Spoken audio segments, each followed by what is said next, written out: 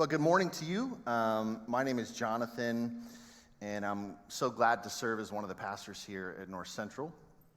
And we're so glad you're here this morning as we're into week 5 of our sermon series on the book of 1 Timothy. And our big idea this morning, right out of the gate here, is from 1 Timothy 3 and the beginning of chapter 4. Okay, that's the end of chapter 3, the beginning of chapter 4 is kind of where we're going to hang out. And our big idea is this: the nature and the purpose of the church will not be thwarted if it holds fast to the gospel. And you have probably noticed that we've titled this series True or False. Because in this letter to Timothy, one of the things that Paul is trying to do is help Timothy discern the difference between the truth about Jesus and some of the false teaching that is kind of going around in that day and age and in that environment. It's kind of infiltrating the church. So Timothy is in this city called Ephesus, and Ephesus was known for its worship of other gods. Okay, so Timothy's environment would have been very saturated with idolatry and all different kinds of religious practices that really ran contrary to the way of Jesus. So Paul is kind of reading the room here. He's reading the room, he's reading the culture, and he needs to help his spiritual son, Timothy, kind of figure out what is going on, right? And of course, that's how we end up with this letter. But here's what amazes me. This letter is heavily influenced by the culture, okay? Kind of the context of what's happening in that time and in that place, and yet somehow it's still massively important in helping us understand how the church should function and really what we should be about as a church family. And I gotta say, I find that so fascinating. I really do. These letters are the very earliest Christian writings, but they still speak, right? They still speak to our culture in our day with just massive weight and massive importance. Why? Why is that? Well, it's because the same things that Paul is warning Timothy about, those things are still with us. Right? We're still up against idolatry, though it often kind of takes a different shape. And we're still up against leaders and teachers that are not to be trusted. And so Paul is kind of sounding the alarm here to help Timothy discern the truth.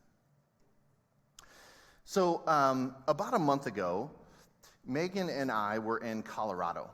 And she had a work conference out there, and we also have some really wonderful close friends that live in Colorado. So I decided to tag along and go with her. And I don't know if you've ever been to Colorado. If you have, you know how dynamic the landscape is out there, right? We're on kind of the front range of the Rockies. And if you like adventure sports, like I do, it's just next level. Really, it's just one of the coolest places in the world, one of the best spots in the world for that sort of thing. Well, one of the things I've always wanted to do is whitewater rafting. And I'll say that in this situation, ignorance is probably bliss, because I think if we knew some of the dangers, right, associated with whitewater rafting, I think Megan would have shut the whole thing down long before we ever planned it. So we show up to this dusty little outpost in the middle of nowhere, Colorado. And they suit us up with wetsuits, right, and life jackets, and they throw helmets on us. Like, okay. They stick us in this old, like, beat-up school bus, and they drive us to our launch spot, okay? And that's probably like a 25-minute ride down into the Arkansas River Basin. And for the entirety of the bus ride, the whole thing, all 25 minutes, one of the guides is giving a safety talk. And he's going through all the different scenarios of what could happen on the raft. For example, if the boat capsizes, do not try to touch the bottom of the river with your foot. Because here's what he tells us. What can happen is your foot can get caught because it's all rocky, big rocks under there. Your foot will get caught. And the river is so strong that while your foot's caught, the river is pushing you down under the water. So he says, if that happens, you have about a minute to live, okay? You'll be dead in 1 minute. He says, oh, by the way, multiple people die like that every year on the river. Oh, and also the water is from the Rocky Mountains, it's snow melt, so it's 40 degrees. So you can also die from hypothermia. It's just like story after story like this. And all the ways you could die or be seriously injured. So at the end of the bus ride, I'm thinking like, we should probably call the kids. You know, just call them, because I think this is probably the end of the line for us. This whole thing seems way too sketchy. I should also mention that when we got down to the river, they tell us this. They say the water, by the way, is at its absolute max height. If it was 1 inch higher, no one is allowed to go out because it's unsafe. Like, I'm not the sharpest knife in the drawer, right?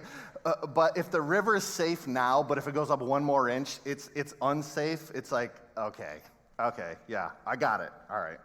So you're probably thinking like, why in the world would you go through with this? You've heard all the dangers, right? All the potential for disaster, even death. There's got to be something wrong with you, and there probably is. There probably is. I know my mom back there thinks that there is. But let me tell you why we did it. Yeah, it's probably the first time my mom's even hearing this story. For good reason. But let me tell you why we did it. Our guide, his name is Kurt, and when we got down to the water, Kurt told us something that really helped. He said, if you listen to my instructions and you do exactly what I'm telling you to do, I'm going to keep you safe. Okay? I can't guarantee that we won't capsize and that we won't all be swimming. He's like, that's happened to me multiple times already this year.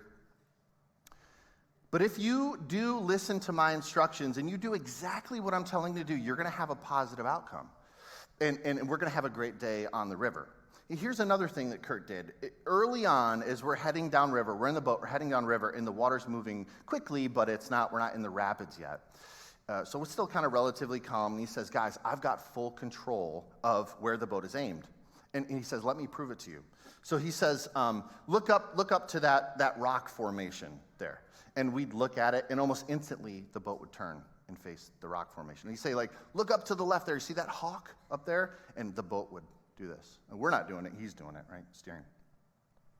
So I'll tell you, like, that's a boost of confidence that gave us, right? Here's a guy who's been doing this for like 30 years. He's got loads of experience. He's telling us, I've got our steering, right? And he says, I also know that you've heard the horror stories on the bus. But if you listen to my voice and you do what I'm telling you to do, you're going to have a good outcome. And let me tell you, we went out and we just attacked that river.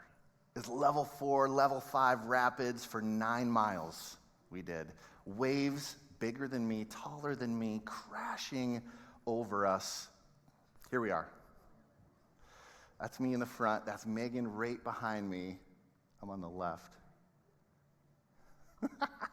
There we are going underwater, right? It was moments like this that I thought, my wife is in the water. She's washed out, right? She's supposed to be behind me. I'd look back. I'd thinking she's gone. She's still there. Big smile on her face. You know, here we are coming back up. And she's a fairly risk-averse person, so later I said, babe, how did you do that? Like, weren't you scared? And she says, I'm a rule follower. I am a rule follower. And Kurt said, stay in the boat. So I stayed in the boat. And that's, honestly, that's exactly the picture I want you guys to have in your head as we examine 1 Timothy. Right throughout this series, because Paul is saying to Timothy, it is dangerous. It's dangerous out there. There's any number of false teachings. There's idolatry. There's pagan religions. So many things that are trying to harm this fledgling church of Jesus, even our own forgetful hearts, right? But if you listen to my voice, Timothy, if you listen to truth, and you do what I'm telling you to do, we're going to have a good outcome. And so Paul's like a guide. He's like a guide for us. He's re-aiming the church when it wanders. And like I said, it's still as relevant as ever. So what's he saying to Timothy here in our passage? Let's check it out together. This is chapter 3, verse 14 and verse 15. He says, I'm writing these things to you now, even though I hope to be with you soon, so that if I'm delayed, you will know how people must conduct themselves in the household of God. This is the church of the living God, which is the pillar and foundation of the truth. So let's just hang out there for a minute. There's a couple things that I want to point out here at the end of chapter 3. And really what Paul is describing here is the nature, and he's describing the purpose of the church. In other words, what even is the gathered church? What does it do? Right? What's its purpose? So the nature of the church, notice that he calls it the household of God. That word household, that's a familial term. It's part of a family, right? The church is the family of God. So what happens in a family? Well, it's intimate, right? It's close-knit relationships. And that tells us that the church is so much more than just an institution, isn't it? Or an organization. It's a family. It's a family where we share deep personal connections with one another, don't we? It's just like a household. So maybe you've found this in your own life as well. But my very deepest and closest friendships are with other believers in Jesus. I know that's true for my wife. I'm finding that that's true for my kids, which I'm so grateful for. And here's why I think that's so important. I've got a number of close relationships with friends that don't know and love Jesus, and they're wonderful. And those friendships are especially meaningful when things are good, right? And life's celebrations roll around. And things like weddings and birthdays and parties, and they know how to celebrate, right? They know how to party, which is wonderful and it's important. But here's where those relationships can fall a little bit short. There's many celebrations in life, but there's also many difficulties, right? There's many sorrows, a diagnosis that comes along, or a death in the family, or a divorce that happens. Maybe seeing your children or your grandchildren suffering in some way, going through something hard. And we already know what the normal human response and reaction is to those things, right? It's anger. It's despair. Oftentimes it's anger at God.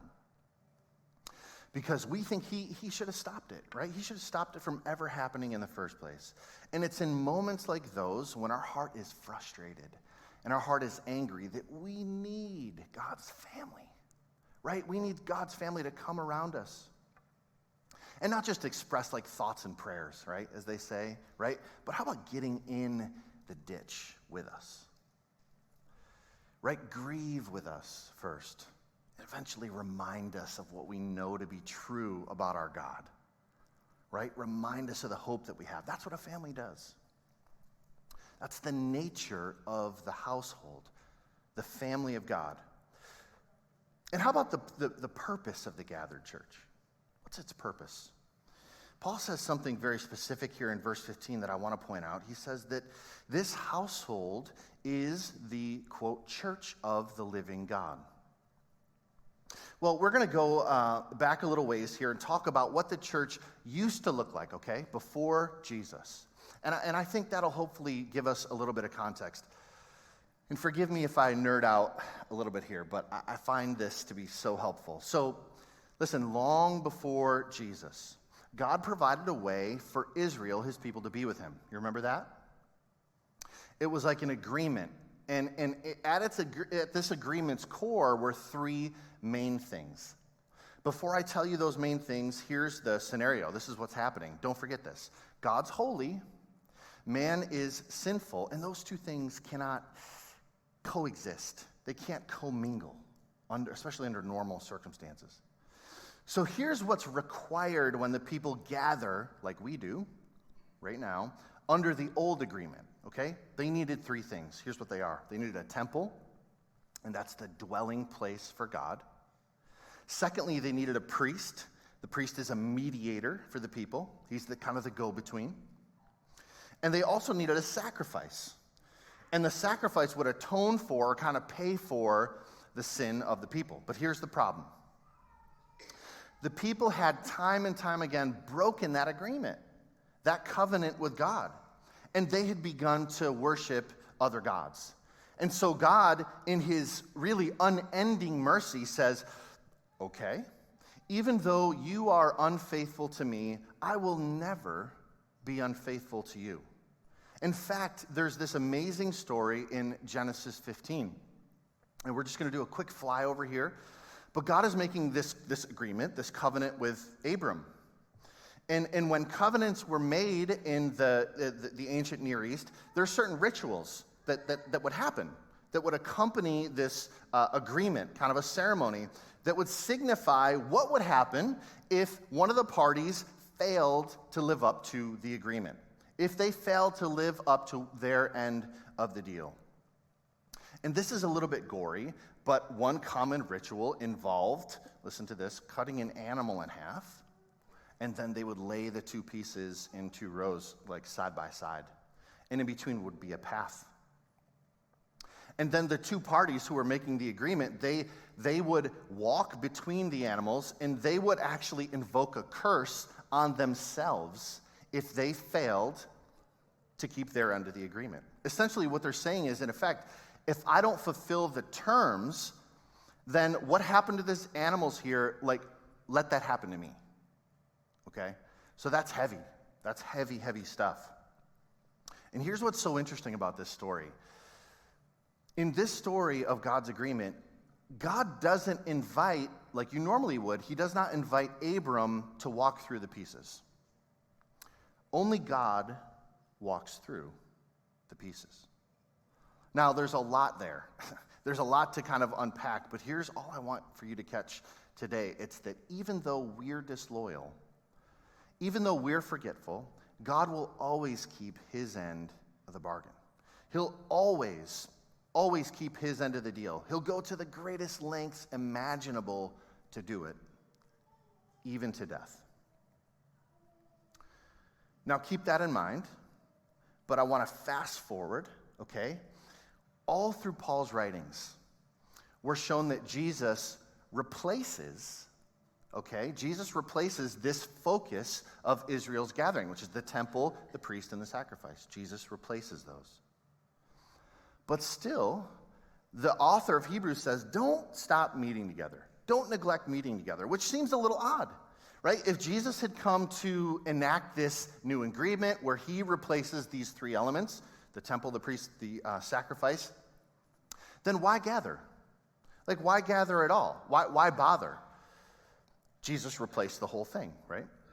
And here's what we see. The gathering's purpose shifts. And it shifts towards the work of the church, which is actually to encourage one another. Like, encourage one another to what? Well, number one, to stop forgetting.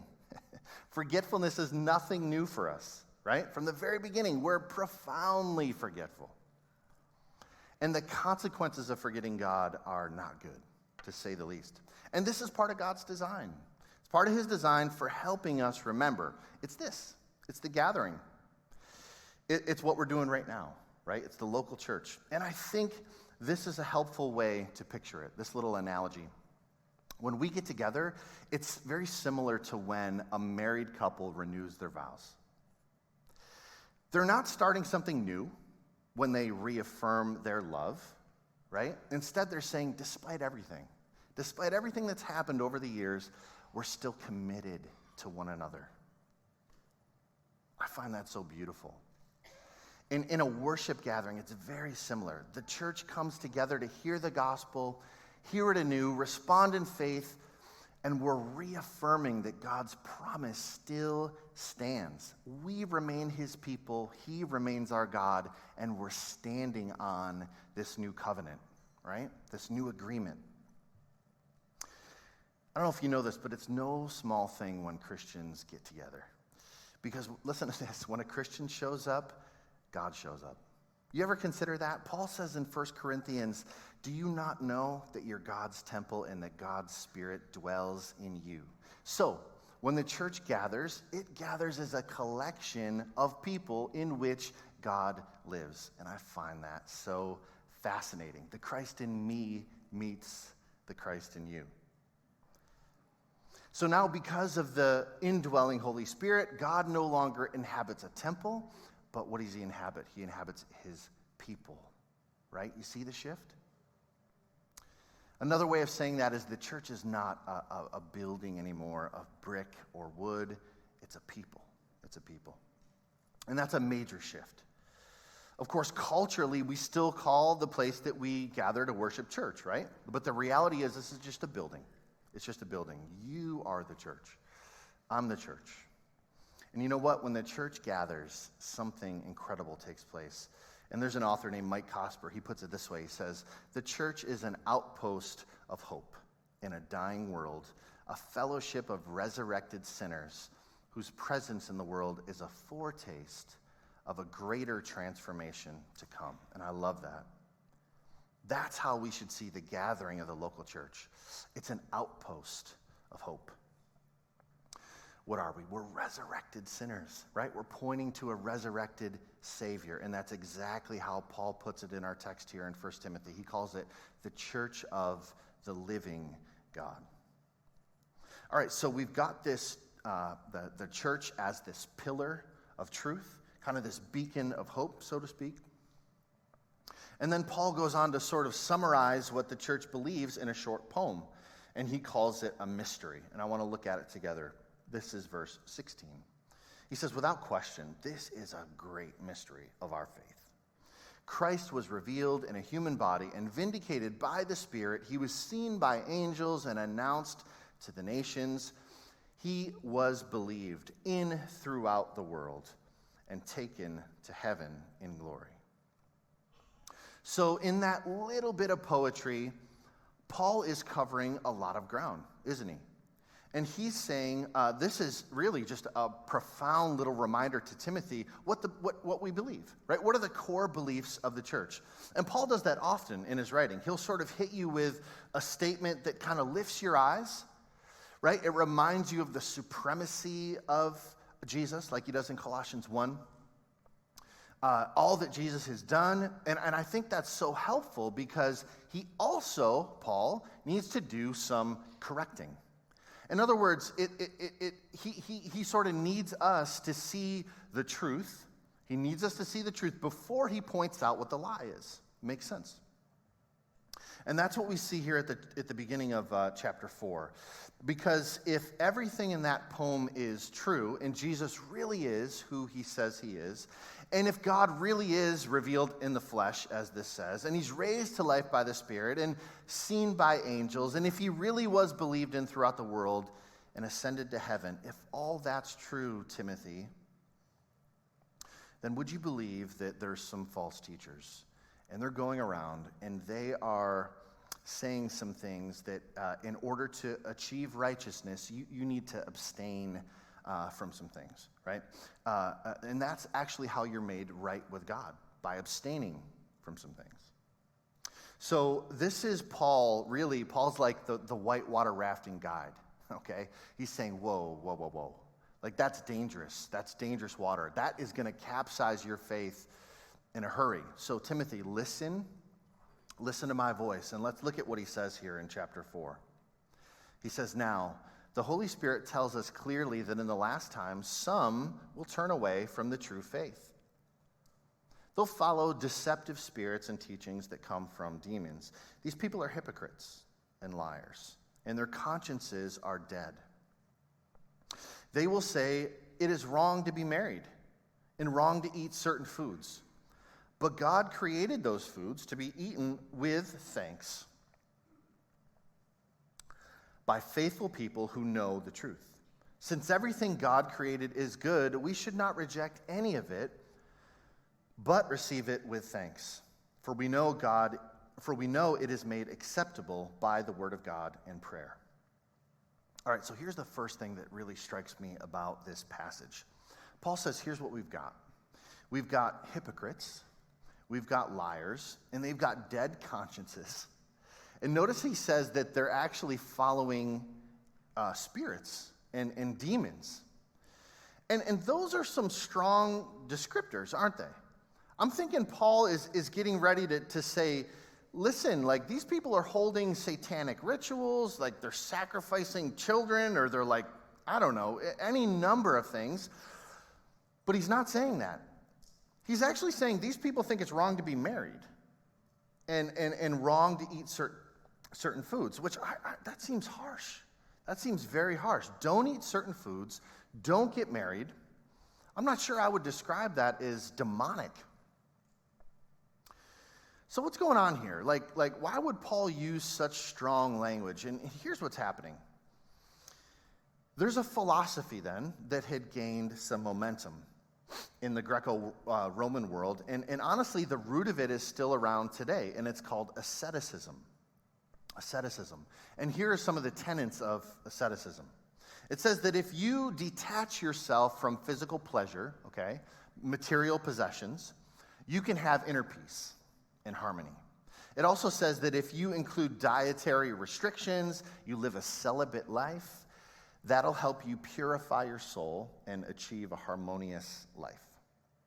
And lastly, it says that if you abstain from meat and wine and sexual activity, that'll help you prepare your soul for its journey after death. And to Paul, those ideas are an absolute assault on the faith. He finds them totally ridiculous and really incompatible with the gospel. And here's why. Because if you're forbidding marriage, you're forbidding something that God created, right? Something that God instituted. And that's undermining the goodness of God's creation. He says everything created by God is good. And nothing should be rejected, especially if it's received with thanksgiving. So that's the first problem. The second problem is, if abstaining from something is a way to be right with God, then that's the root, really, of legalism. And legalism says that if you simply effort, okay, if you simply work hard enough and you do exactly what's being prescribed, then you can achieve salvation.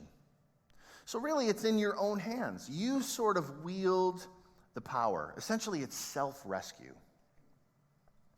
Huge problem for Paul. Right? He's been preaching that salvation is through faith, not the law. Actually, in Romans 10, he says that Jesus fulfilled the law. And so what's happening in Ephesus here, where they're imposing these dietary restrictions and restrictions on marriage, well, that works to deny the freedom and the completeness of what Jesus did and what Jesus accomplished. And I think if you sort of translate that warning that he's giving into modern life, it becomes a lot more subtle. Like, it's a little more difficult for us to spot, because I think a literal reading of that doesn't look very closely at it, it just says, hey, it's okay to eat meat, right? And it's okay to get married. Got it. Like, not a problem, Paul. I'm actually in total agreement with you. I like all kinds of food. I like meat. I like marriage. Boom. You know, what else you got? But a closer look at this is actually going to show us there's a much bigger problem. And here's what I mean. And this is an example from my own story. So for most of my life, if you would have asked me, are you a Christian, Jonathan? My response would have been, I'm trying to be. I'm doing my best. You know, I'm trying to keep up. And really, that doesn't sound so bad, does it? Right? I'm doing my best. At least I'm efforting towards it. But here's what's underpinning that, and it's this. It's the idea that if I do everything right, and if I have the perfect day, and if I try super hard, then God's going to be happy with me. I don't know if you've ever thought that way. Or if God just knows that I did my best, you know, then that's really what counts. Even if I fail, even if I fall short, at least he knows I'm trying. And here's what I would call that. I would call that a low view of God and a high view of self. That's a low view of God and a high view of self, because what God requires must not be very much, because I think I can actually reach it. Right? That's a low view of God, a high view of self. Or maybe by keeping myself from something. In Paul's letter here to Timothy, he's saying it's marriage, and there's certain foods, right? Stay away from those if you want to be godly. That's what the culture was saying. And sometimes we kind of fall into that same line of thinking. And, it's all the things we should do and all the things we shouldn't do. And maybe if we don't swear. And maybe if, we don't overeat. Or if we don't dance. Or if we don't drink a glass of wine. Or if we, listen to certain kinds of music. Or, as long as we don't cheat. As long as we're not stealing something, right? I mean, you name it. The list goes on and on. And I would say this, if that's the means by which we are right with God, then I have to say it again, that's a low view of God. That's a low view of God, and it's a high view of self. As if we're going to somehow reach his incredible, glorious standard of perfection by our behavior. But even more than that, Paul says that's demonic. That's a demonic influence. Because it claims that the work of Jesus is insufficient. Right? Now, I do think there's wisdom in making good decisions, of course, right? About what to eat and what to drink and what to allow into our minds. Of course there is. Of course there is. But the second that crosses over into the belief that what I do or what I don't do is how I'm justified before God, Paul says that's dangerous water. That is dangerous water. So dangerous. And here's what we're seeing. We're seeing that the faith of believers is rooted in the truth and the grace of Jesus rather than in human traditions and ascetic practices. So what in the world does that mean? What does that mean for us? What now? What do we do with that? And the first thing I would say is this. We've got to remember the nature and the purpose of the gathered church. The reason that we gather isn't to feel good about ourselves. It's not to check a box, right? When we gather together, we're the household of God, right? We're the family of God. Does not mean we're perfect. Does not mean we have it all together. Lord knows that we do not. Sometimes when someone hears you, that you attend a church, especially on a weekly basis, they might say something like, man, you must be good. Like, you must be a really good person, or you must be perfect. And actually, the exact opposite is true, right? We're here because we know what we deserve, but we also know what we've gotten instead. And we desperately don't want to forget God's gift of grace. And the second thing I would say is this. Remember the nature and the purpose of your rescue. The nature and the purpose of your rescue. A friend of mine uses this analogy. He says that imagine you're at home and you're watching the Olympics, just like we're doing right now, and you've got swimming on. And you're just kind of relaxing on the couch. You're doing your thing. Maybe you're eating a snack or two or three. But somehow, like in a Marvel movie, you get sucked into a parallel universe, okay? And suddenly you find yourself in the Olympic swimming arena, and somehow you're standing on the starting block, okay? And it dawns on you, you're about to be in this race. And to make matters worse, it's the 1,500, right? It's nearly a mile. 32 lengths of the pool back and forth. By the way, this is my absolute worst nightmare. So the race is almost ready. Okay, it's almost ready to start, and you might be thinking one of two things. The first is, not only am I not going to medal, I'm going to die. Like the whole world is going to see it. I'm going to get halfway down this pool on the first lap, and I'm going to sink to the bottom, and that is going to be it. The second thought you might be having is, I'm not that bad of a swimmer. Like, I've got a pool at home. I don't know, I've been swimming a while. I've been watching a lot of swimming on TV. I might actually have a little shot here. And of course, you've utterly lied to yourself in that scenario, right? You're for sure also going to die. Well, if you're getting set to go, imagine this. Just before the starting bell, you feel a tap on your shoulder. And you turn around, and it's Katie Ledecky, one of the two greatest swimmers to ever live. She's got 8 gold medals. And Katie says, hey, I see what you're about to do here. And trust me, it's not going to go well, but I've got you covered. And suddenly that bell goes off, and she dives in past you, and you watch from the platform while she swims the perfect 1500. It's the perfect race. She wins the gold medal. Everyone's going wild.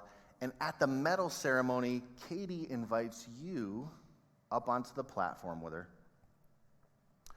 Somehow, even though you've done nothing, in fact, your attempt would have been a total disaster, you get the credit for having swum the perfect race.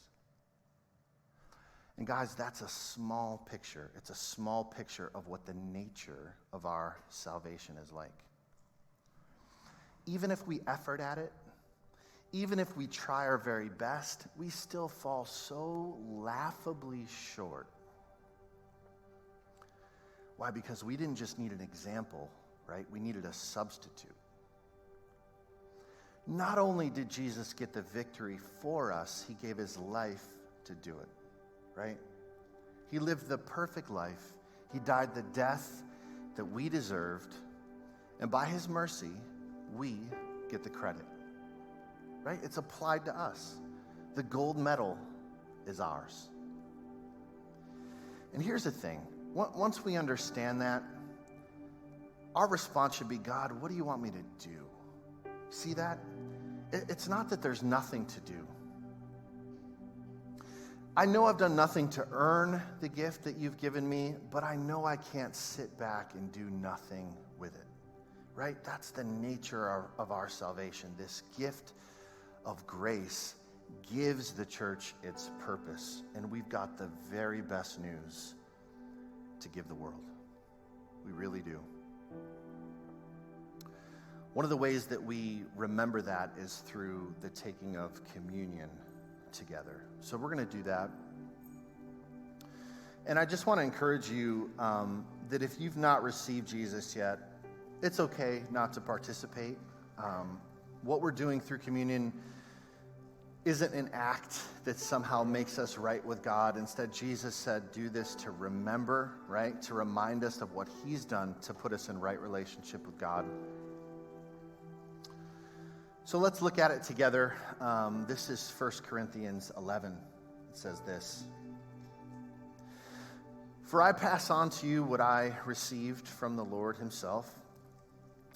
And on the night when he was betrayed, the Lord Jesus took some bread, and he gave thanks to God for it. Then he broke it in pieces, and he said, this is my body, which is given for you. Do this in remembrance of me. So let's go ahead and eat together.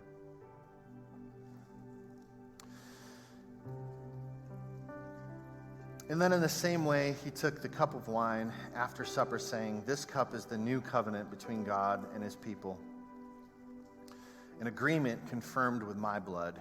Do this in remembrance of me as often as you drink it. For every time you eat this bread and drink this cup, you are announcing the Lord's death until he comes again. Let's go ahead and drink together.